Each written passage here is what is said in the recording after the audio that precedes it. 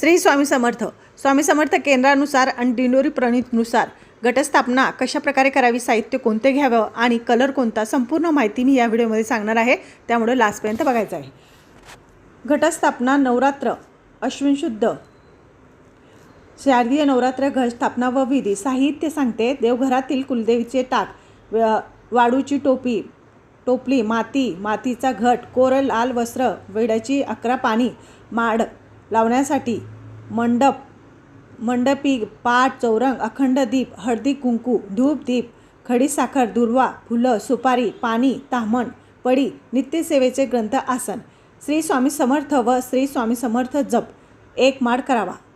मंगल तिलक म्हणजे ज्या वेळेस आपण घटस्थापना करतो त्यावेळेस मंगल तिलक लावताना स्त्रियांनी पुरुषांनी अष्टगंध लावावा आणि स्त्रियांनी हळदी कुंकू लावावे.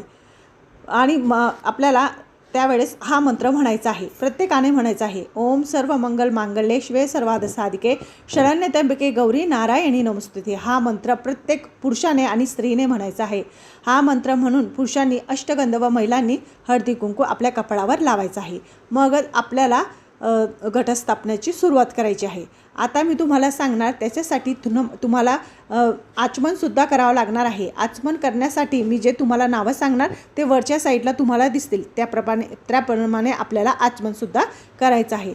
आचमन करण्यासाठी आता बघा, ओम एम आत्मलिंग शोधाय नमः स्वाहा.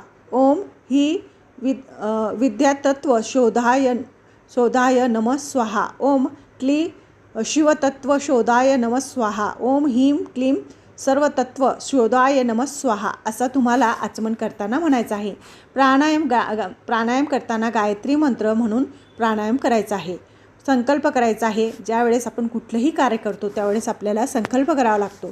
तर उजव्या हातामध्ये तुम्हाला पडीभर पाणी घ्यायचं आहे. त्या पाण्यामध्ये एक फूल घ्यायचं, अक्षदा, हळदी कुंकू टाकून तुमचं गोत्र, तुमचं नाव बोलायचं आहे आणि ते पाणी तुमचं जी काही संकल्पना असेल ती बोलून ते पाणी तुम्हाला खाली टाकून द्यायचं आहे. आणि संकल्प केल्यानंतर आपल्याला देवीला विनंती करायची आहे, माझ्या परिवाराला, माझ्या कुटुंबाला सुखी ठेव, तुझा आशीर्वाद माझ्या घरावर राहू दे. माझ्या घरामध्ये जे कोणी काही करेल, वाईट दृष्टी असेल, नकारात्मक शक्ती असेल, पूर्णपणे बाहेर जाऊ दे आणि तुझा आशीर्वाद अखंड माझ्या घरावर राहू दे, असं म्हणून आपल्याला संकल्प करायचा.